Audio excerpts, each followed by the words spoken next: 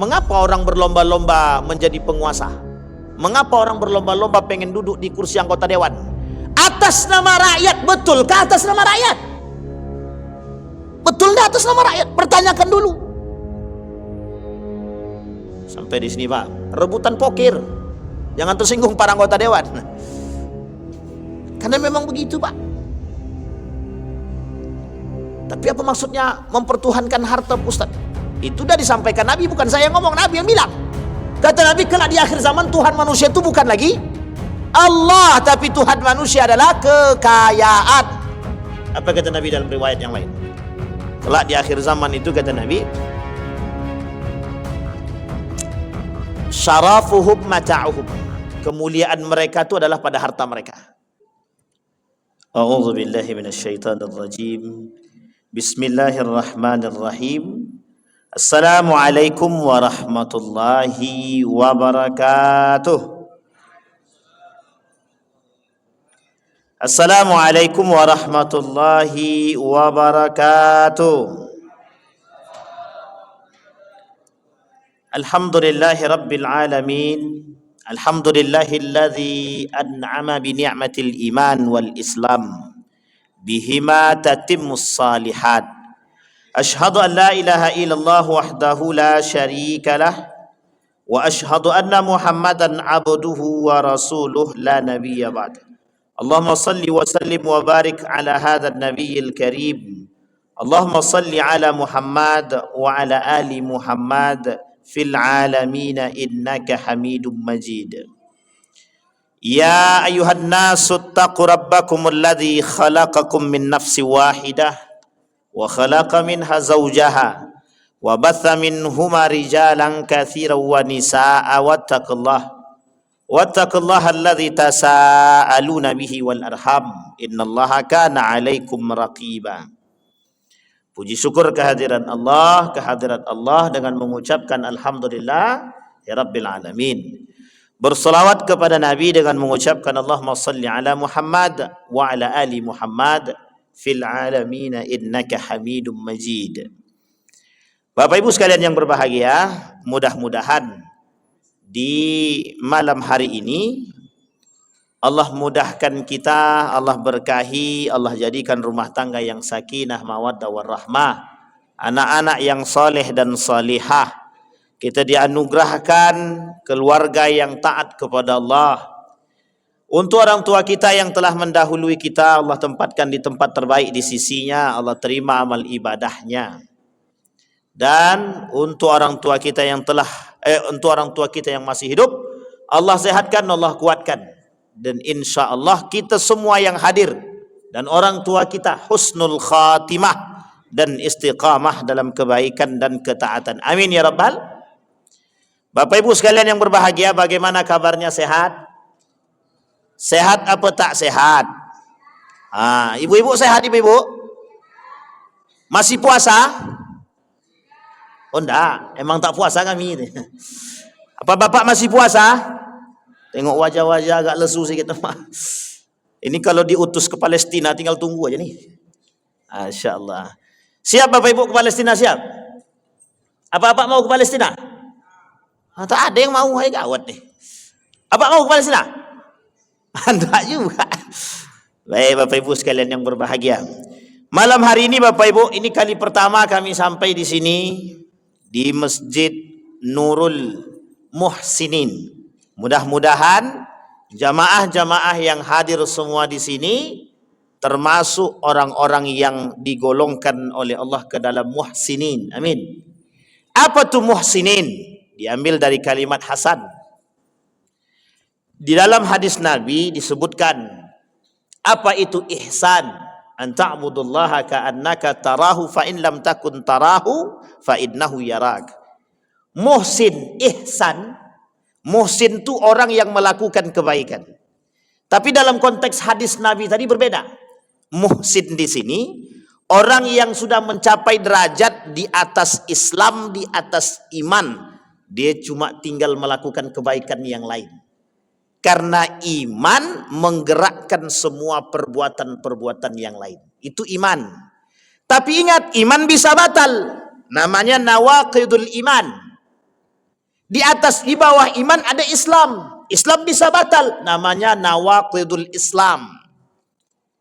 Di dalam keislaman ada yang disebut dengan akidah, maka ada yang disebut dengan nawaqidul akidah, yang membatalkan keislaman, yang membatalkan akidah, yang membatalkan iman.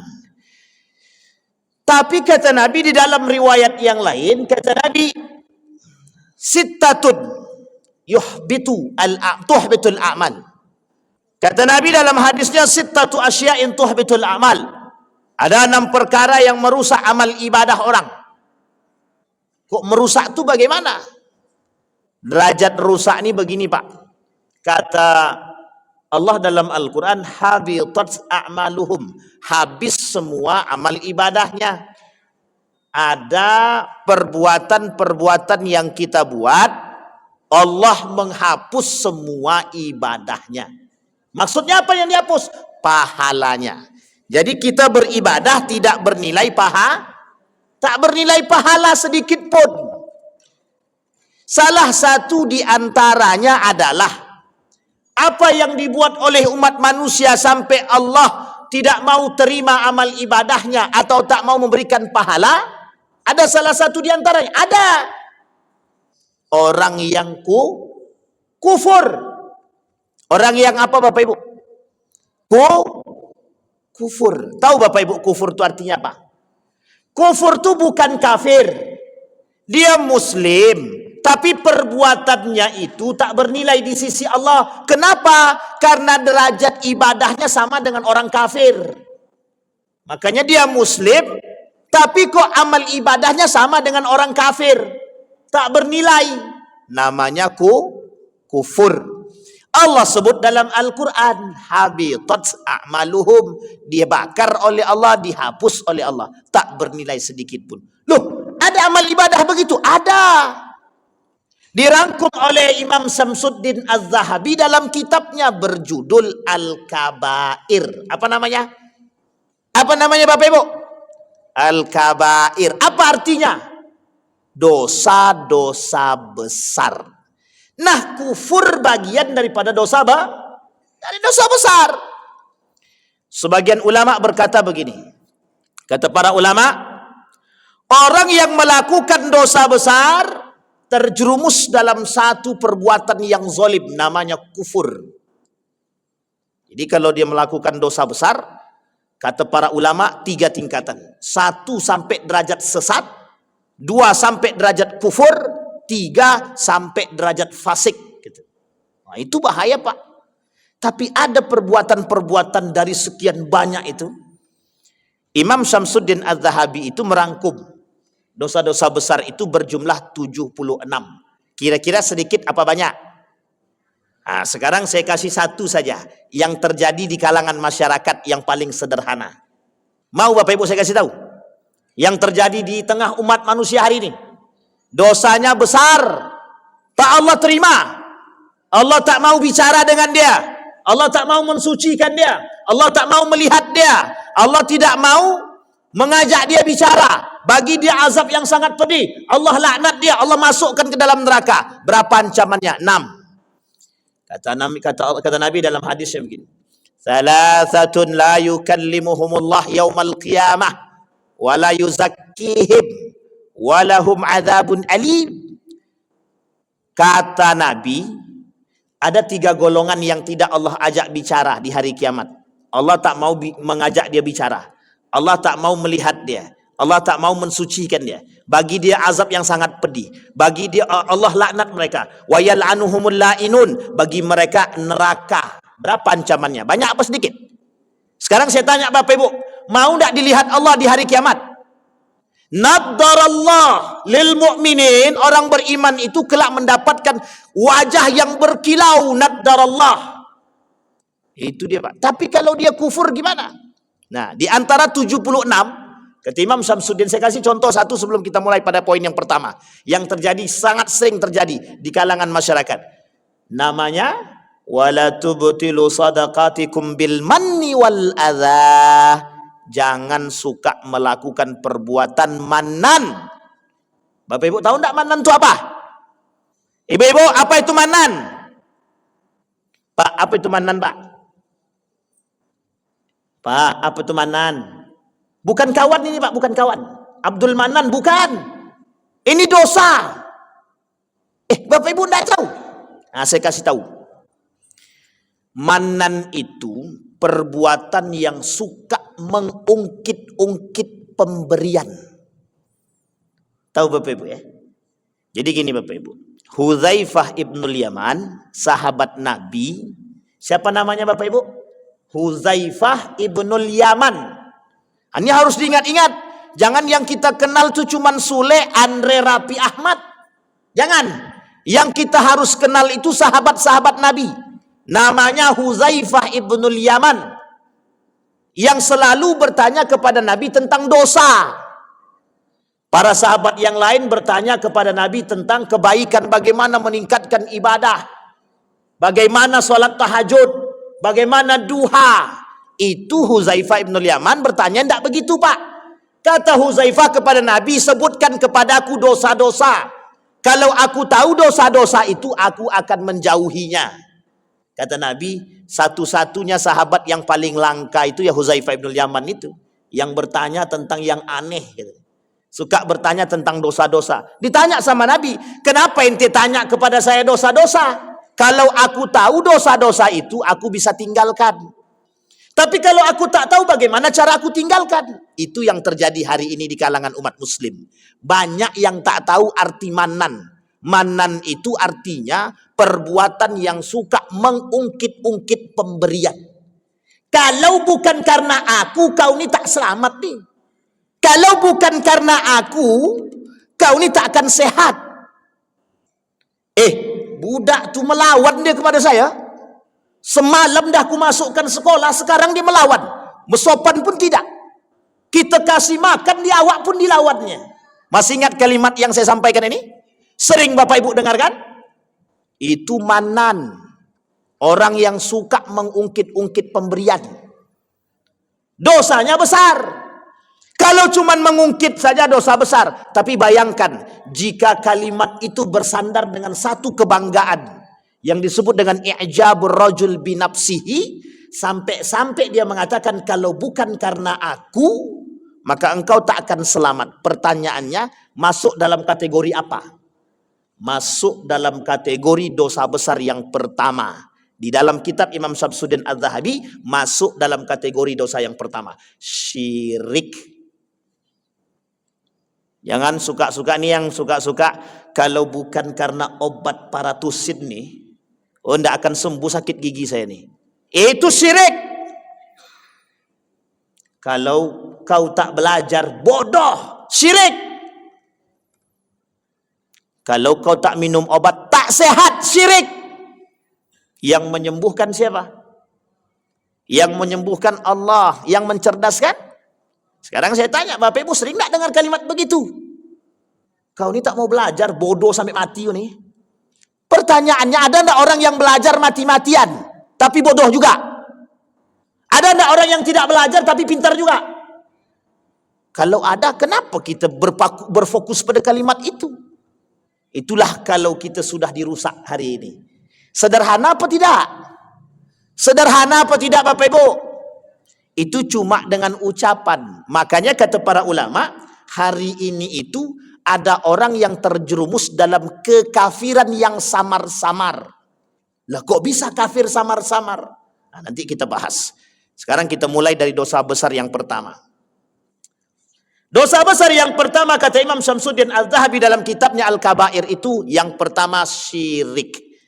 Saya sangat-sangat yakin, seyakin-yakinnya Bapak Ibu semua sudah belajar apa itu syirik. Betul ya? Syirik terbagi berapa Bapak Ibu? 2 secara pembagian.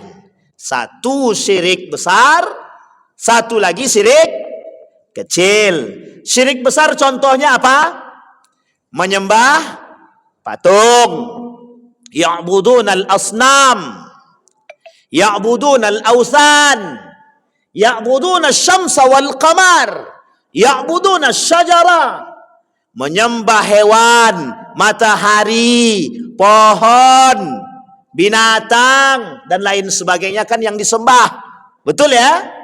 Kalau ada nih Bapak Ibu, di Riau masih ada. Di Riau masih ada. Kami sampai ke tempat itu. Ada tempat di Riau ini, Islam orangnya tapi masih sesajenan. Namanya kalau bahasa gaulnya sinkritisme. Apa sinkritisme itu Pusat? Dua keyakinan. Islam iya, kejawen iya, Islam iya, menyembah pohon iya, Islam iya, sesajenan iya. Masih banyak, masih. Ada orang percaya dengan jimat Pak Ustaz. Iya sama itu, beda-beda tipis saja. Itu syirik besar. Ada orang yang menyembah matahari Pak Ustaz. Tuhan matahari gitu deh. Ya, itu dulu Zoroaster. Dulu Pak, dulu. Kapan Bapak Ibu? Dulu. Ini kita tidak masuk syirik kecil nanti. Sekarang yang ingin saya bagi di hadapan Bapak Ibu, syirik hari ini terbagi dua. Secara kondisi. Satu, syirik jadul. Yang kedua, syirik modern. Sekarang saya ulang. Satu, syirik jadul, zaman dulu. Yang kedua, syirik modern. Syirik modern. Bapak Ibu kalau syirik jadul sudah paham semua. Sekarang saya sampaikan syirik modern. Bapak Ibu sudah paham dengan syirik modern? Sudah paham atau belum? Ini ada orang apa tidak nih? Assalamualaikum. Bapak Ibu. Apa itu syirik modern Pak Ustaz? Nah, perhatikan baik-baik. Kata Buya Hamka, yang banyak terjadi kelak di akhir zaman itu ya syirik-syirik modern. Bukan lagi syirik-syirik seperti sekarang yang seperti dahulu. Orang menyembah patung tak ada lagi. Orang yang menyembah matahari tak ada lagi. Orang yang menyembah binatang tak ada lagi. Tapi kata para ulama, sekarang itu modelnya berbeda. Ada yang disebut dengan syirik modern. Sekarang pertanyaannya, apa contohnya daripada syirik modern? Kita sampaikan Pak. Yang pertama, contoh daripada syirik modern, orang-orang hari ini yang disembah bukan binatang, bukan matahari, bukan pohon, bukan laut, bukan binatang, tapi yang disembah manusia. Siapa Bapak Ibu? Nih saya kasih tahu contohnya. Apa contoh manusia? Yang disembah itu manusia, apa contohnya? Kalau bukan karena si Anu tuh, tidak akan duduk anakku di dinas itu. Syirik modern. Dia sudah agungkan manusia di hadapan Allah. Ada manusia hari ini punya masalah, tidak datang kepada Allah, tapi dia datang kepada manusia. Mana yang lebih afdal? Datang kepada Allah atau datang kepada manusia? Sekarang saya tanya Bapak Ibu, kalau punya masalah datangnya ke mana? Ke manusia atau ke Allah? Harusnya ke Allah. Duluan yang mana? Dulu manusia atau Allah? Harusnya duluan Allah. Aduh, stres saya Pak Ustaz, stres. Di kontaknya satu-satu manusia. Bisa kau tolong aku? Bisa kau tolong aku? Bisa kau tolong aku? Kata Allah, kok dia tak datang pada saya? Kok dia tak datang padaku, kata dia.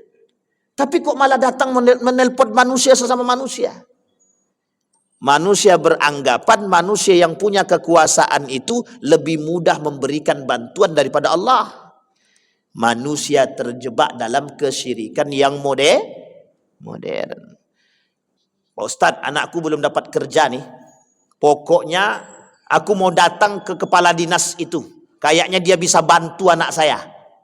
Datang kepada kepala dinas tadi. Pak kepala dinas, ini duit 25 juta. Tolong kau carikan kursi untuk anakku. Astaghfiruka wa atubu. Sekarang pertanyaannya Bapak Ibu. Orang yang melakukan syirik kayak gini, bagaimana ibadah sholatnya? Gimana ibadah puasanya? Gimana ibadah zakatnya? Gimana ibadah-ibadah yang lainnya? Nanti kita lihat. Kalau ada yang terjerumus dalam permasalahan seperti ini, maka bersegeralah dia bertobat sebelum dia mati atau sebelum dia meninggal. Kita lihat nanti bagaimana kematian orang-orang yang melakukan perbuatan syirik. Itu contoh yang pertama. Sekarang contoh yang kedua ada mempertuhankan jabatan. Apa yang dipertuhankan? jabatan. Bagaimana maksudnya mempertuhankan jabatan? Sekarang Bapak Ibu buka mata besar-besar. Berapa banyak orang yang merebutkan kekuasaan, cuman kursi benda mati yang diperebutkan. Ada kursi di depan doa, cuman bedanya tempatnya yang berbeda. Tempatnya di atas sedikit. Kalau duduk kursi itu agak panas sedikit. Itu yang diperebutkan, Pak. Miliaran rupiah per kepala. Sekarang ini, Pak, kata dalam isu yang kami terima, untuk jadi wali kota saja minimal duit harus disediakan 50 miliar. Untuk wali kota. Itu kalau 50 miliar dikasih kepada orang tak mampu, kira-kira selamat tak orang tak mampu dari itu? Bisa tidak mensejahterakan mereka? Tapi karena kursi itu panas betul, berebut orang, Pak. Mau halal kek, mau haram kek, terobos. Yang penting aku duduk jadi anggota dewan. Yang penting aku duduk jadi wali kota. Mau kursi itu panas atau tak panas, mau cara dia halal atau tak halal. Kalau nampak orang begini, itu namanya mempertuhankan jabatan, mempertuhankan kursi. Ada orang begitu? Ada orang begitu, Ibu-ibu? Tak ada yang jawab. Tidak ada berarti kalau di sini.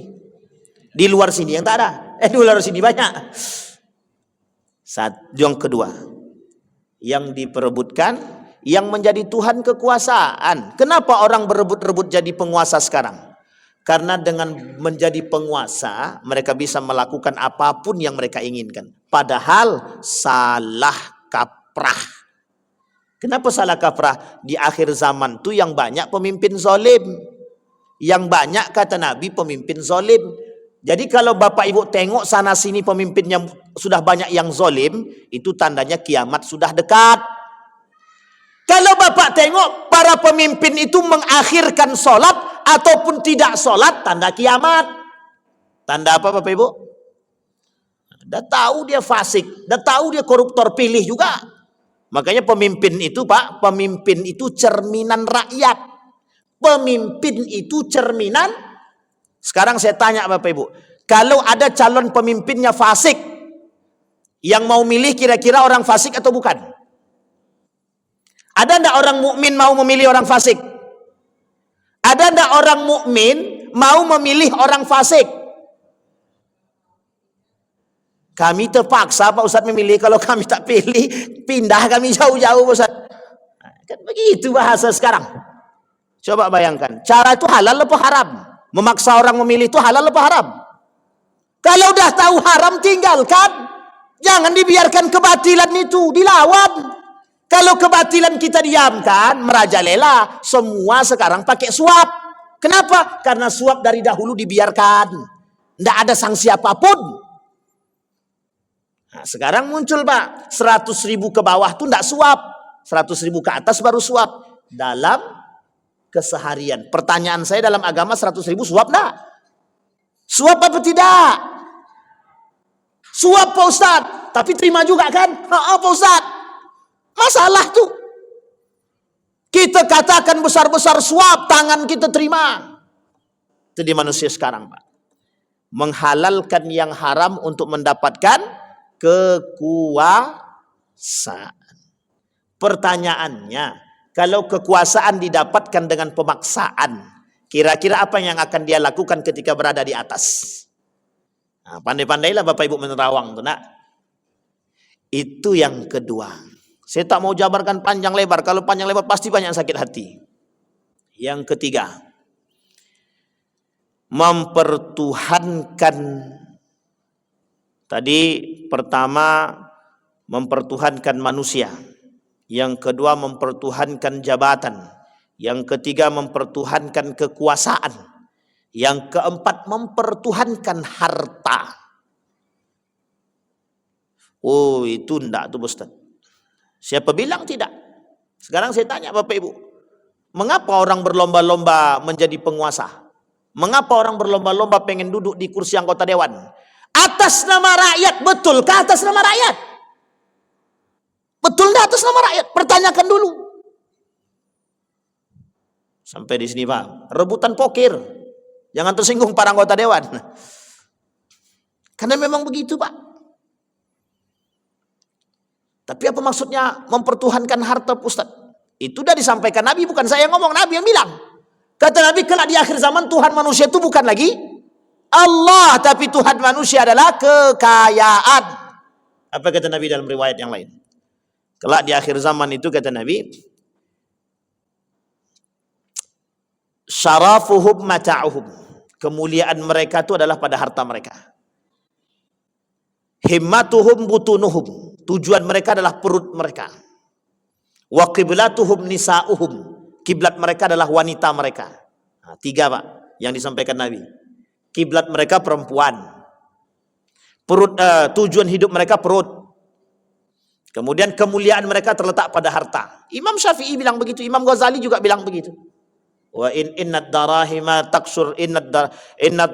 taksur rijala mahabatan wa majalasa. Kelak yang menjadi manusia terhormat di hadapan manusia bukan iman tapi harta. Betul apa salah? Saya kasih tahu Bapak Ibu begini. Mana yang paling mulia bagi orang hari ini? Orang banyak duit atau orang beriman? Orang banyak duit. Si anu tuh Pak Ustadz, donatur kami orang kaya tuh Pak Ustadz. Salat dia? Enggak Pak Ustadz, enggak apa-apa dia enggak salat, yang penting duitnya mengalir ke kami Pak Ustadz. Masuk dia ke dalam masjid, cium tangan. Haha, nih tangan cium. Enggak salat dicium tangannya Pak. Karena apa? Banyak piti. Guru ngaji yang paling mulia 20.000 saja protes. 20.000 maka tak dipandang Pak guru ngaji. Engkau cuman guru ngaji, cuma guru ngaji. Tidak dipandang manusia hari ini Pak. Yang dipandang manusia hari ini banyak duit dia, meskipun dia tak beriman tapi banyak duit. Jalan. Tidak apa-apa, yang kita butuhkan duitnya. Ketemu dia cium tangan, pelukan, hormat. Datang kita ke rumah dia Pak. Ada enggak yang mau datang ke rumah orang miskin nih? Bangga kita bisa datang ke rumah orang kaya. Tapi kita tak bangga ketika datang ke rumah orang miskin. Pertanyaan saya adalah, mau enggak orang kaya itu datang ke rumah orang miskin? Itu yang kita pertanyakan sekarang. Meskipun tidak semuanya, mayoritas. Karena sistem yang dibangun di akhir zaman itu namanya konglomerasi. Yang kaya harus makin kaya, miskin harus miskin. Begitu Bapak Ibu. Itu yang bilang bukan saya Bapak Ibu. Kata Imam Al-Ghazali, kemuliaan manusia di akhir zaman itu terletak pada hartanya, bukan kepada. Betul enggak perkataan Buya Hamka, kelak di akhir zaman itu syiriknya modern? Betul. Salah satu syirik modernnya mempertuhankan harta. Betapa mulianya manusia punya harta. Yang tadinya mohon maaf, jangan tersinggung. Yang tadinya ketika enggak punya harta jalannya begini. Ketika sudah kaya berubah jalannya. Namanya OKB. Orang kaya Orang kaya baru. Begitu manusia sekarang. Iya, cuman terlambat. Korun sudah duluan. Makanya pada banyak cari harta karun. Korun sudah duluan Pak. Kesombongan korun sudah duluan. Kalau tidak di bumi hanguskan sama Allah sama harta-hartanya sekalian. Jadi manusia sekarang itu memandang manusia dengan harta. Kalau tak punya harta manusia tadi, tidak dihormati orang Pak. Tidak dihormati. Tapi kalau dia punya harta, dihormati orang. Kemana jalan? Ke rumah Pak Bupati. Kalau Bupati datang ke rumah dia, semua makanan disediakannya. Pergi ke pasar, ngapa belanja? Pak Bupati mau datang. Tiba orang tak mampu mau datang ke rumah, seadanya aja, ala kadar. Betul apa salah? Kalau betul berarti terbukti perkataan Nabi. Kalau tidak betul, saya yakin betul. Kenapa saya yakinnya betul? Begitu keadaan kita sekarang kok.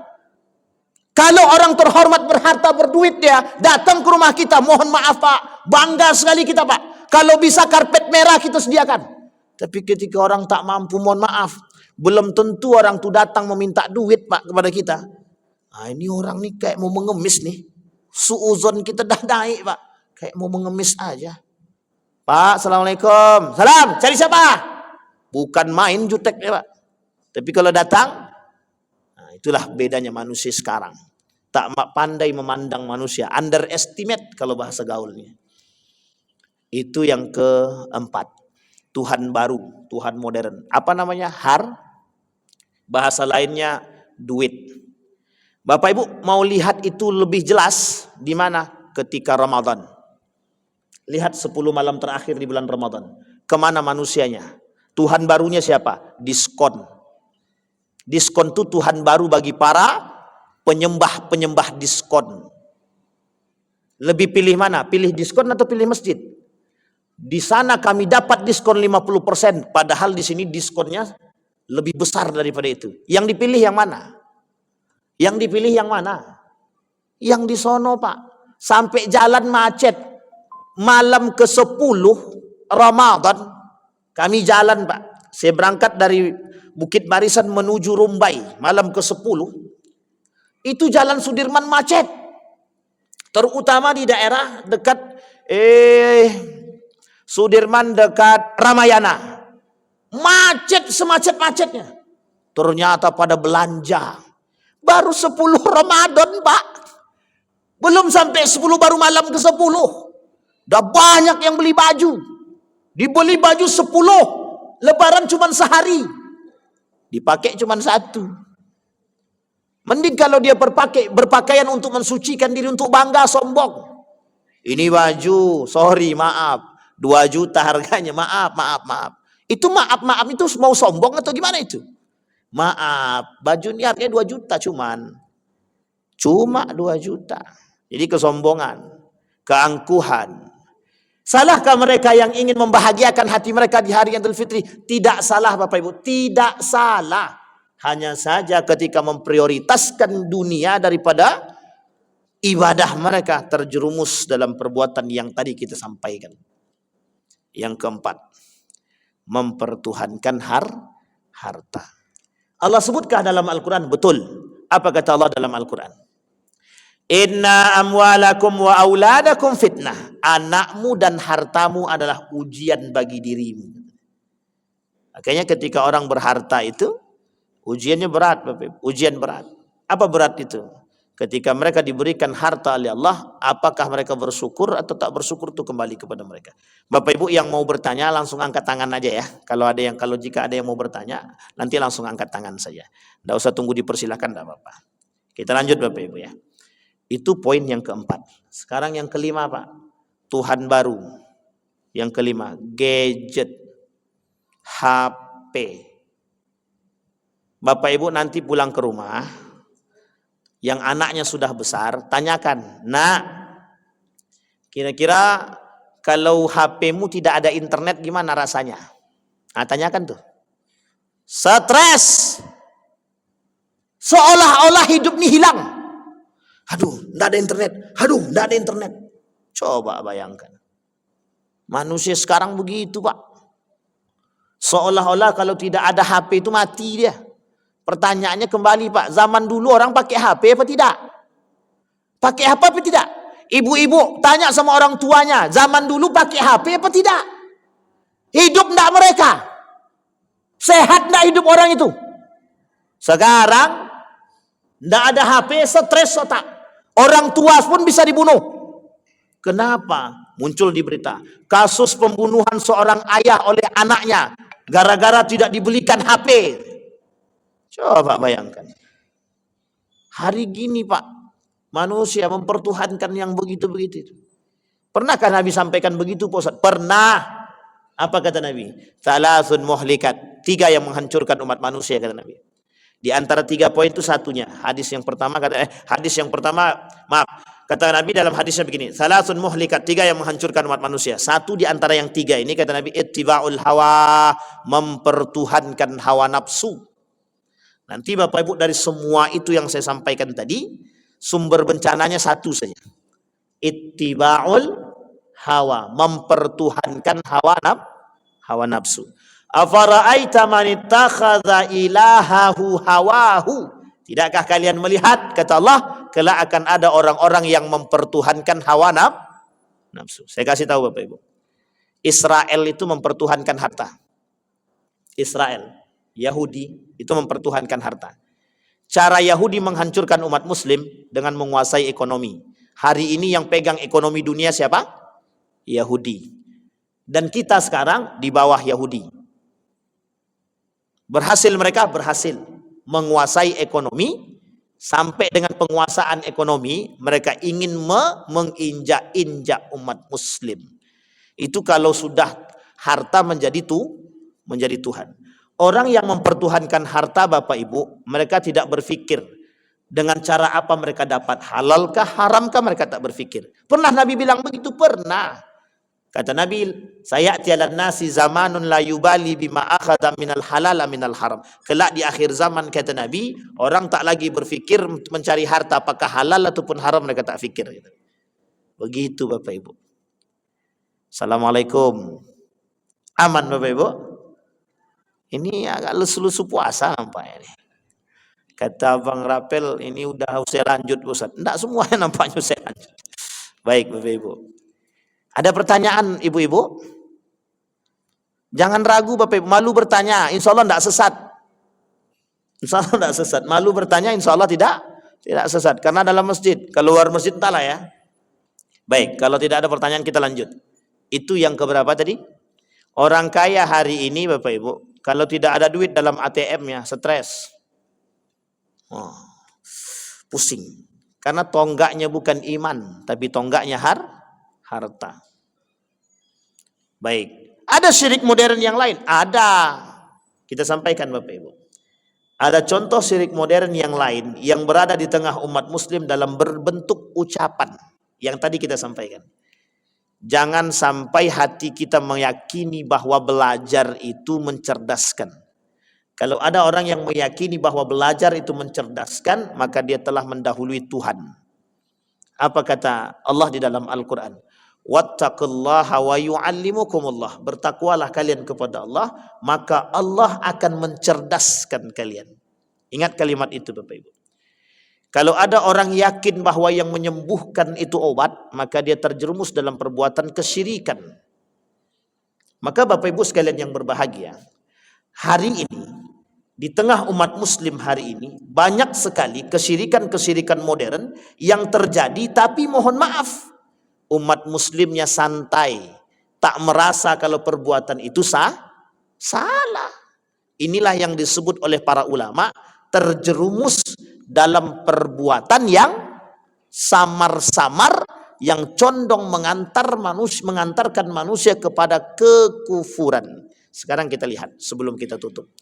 Kufur, arti kufur ini Bapak Ibu, dia kalimatnya bukan diambil dari kalimat yang sama, kafar. Kafar itu menghapus. Kalau dia kufur, sama dengan orang kafir. Orang kafir beribadah, melakukan perbuatan sebaik apapun di muka bumi ini, dia tetap kafir, mati masuk surga atau neraka. Sekarang saya kasih tahu Bapak Ibu kuncinya. Ini tolong dipahami baik-baik. Sebaik-baiknya kafir, mati masuk neraka. Seburuk-buruknya muslim, kalau dia tidak mati dalam keadaan kafir, mati masuk surga. Saya ulangi sekali lagi. Seburuk-buruknya muslim, kalau dia tidak mati dalam keadaan kafir, mati masuk surga. Sebaik-baiknya kafir, kalau dia mati masuk neraka, kecuali dia bertobat, kecuali dia beriman, kecuali dia masuk ke dalam Islam. Sampai di sini bisa dipahami. Jadi Bapak Ibu, orang kafir, apapun perbuatan yang dilakukan oleh orang kafir, itu hanya eksistensinya dunia. Apa namanya Bapak Ibu? Karena mereka cuma mendapatkan kenikmatan dunia. Kata Allah, ambil semua yang kau inginkan di dunia. Ambil. Makanya apa yang diminta oleh orang kafir di dunia, Allah kabulkan. Ada pernyataan begini di tengah umat muslim. Apa pernyataannya? Ustadz, mengapa orang kafir itu kaya-kaya? Yaudah saya bilang, kalau Bapak mau kaya, kafir dulu. Segitu kan Pak? Tapi kan tidak harus kafir kalau kami pengen kaya. Berarti bekerjalah dengan giat, sesuai dengan apa yang ditentukan oleh Allah. Perbanyak bersedekah, perbaiki amal ibadahmu dengan orang tua, perbaiki sholatmu, insya Allah Allah perbaiki rezekimu. Apa kata Allah dalam Al-Quran? Wa qul i'malu fasayarallahu amalakum. Kalau kalian bekerja dengan baik denganku, kata Allah, selesai. Sekarang pertanyaannya, banyak orang berbuat sesuatu tanpa Tuhan. Saya sampaikan Pak, jangan tersinggung. Bapak Ibu tadi keluar rumah ada enggak yang bismillah? Jujur tapi. Ada enggak yang keluar rumah bismillah? Tadi keluar rumah ke masjid bismillah apa tidak? Bismillahirrahmanirrahim. Bayangkan Pak, kata Nabi, pengaruh bismillah menerima dan tertolaknya amal. Orang keluar daripada rumah melakukan perbuatan satu perbuatan apapun didahului dengan bismillah, Allah terima amal ibadahnya Pak. Tapi semua perbuatan yang tidak didahului dengan kalimat bismillah, yang tak disandarkan kepada Allah, tidak Allah terima. Sampai di sini bisa dipahami Bapak Ibu. Kenapa? Kufur. Itu yang disebut dengan kufur. Jadi syirik kufur. Syirik itu perbuatan kufur. Dosa besar itu sebagian besar daripada dosa besar itu perbuatannya kufur. Oleh satu kelompok yang disebut dengan Murji'ah menolak kalau dosa besar itu kufur. Tapi kita Ahlus Sunnah wal Jamaah memahami bahwa orang-orang yang terjerumus dalam dosa besar sangat mungkin terjerumus dalam kekufuran. Contohnya apa? Contohnya perbuatan syirik. Bapak Ibu, yang tadi saya sampaikan sebagian kecil daripada contoh syirik-syirik modern yang berada di tengah umat muslim hari ini. Ingat, kalau dia kafir saya tak herankan Pak. Tapi karena kita ini muslim, terbebani oleh syariat, ada aturan yang kita buat. Jangan sampai umat muslim hari ini lebih mengagungkan manusia ataupun dunia ketimbang Allah. Nabi sampaikan dalam hadisnya, apa kata Nabi? 6 yang merusak amal ibadah dan tidak mau Allah terima. Satu di antara 6 tersebut cinta terhadap dunia. Saya kira itu saja Bapak Ibu. Sampai kita pada poin yang pertama meskipun belum selesai. Jika Allah mengizinkan kita untuk ketemu kembali, kita sampaikan. Masih banyak dosa besar di antara umat muslim 76. Dan masih banyak contoh-contoh kesyirikan yang modern yang hari ini sering terjadi di tengah umat muslim. Tanpa disadari oleh umat muslim. Ingat, hati-hatilah. Orang yang berakidah itu seperti berjalan di atas paku. Pelan-pelan, pelan-pelan, pelan-pelan.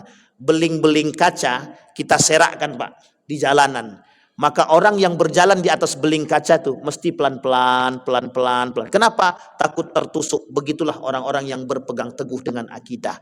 Salah jalan, fatal. Apa fatal? Terjerumus dalam kekufuran. Kalau terjerumus dalam kekufuran, maka semua amal ibadah yang dia lakukan itu bernilai sia-sia di hadapan Allah atau tidak bernilai sama sekali di hadapan Allah. Fa'tabiru ya ulil absar la'allakum tuflihun. Assalamualaikum warahmatullahi wabarakatuh.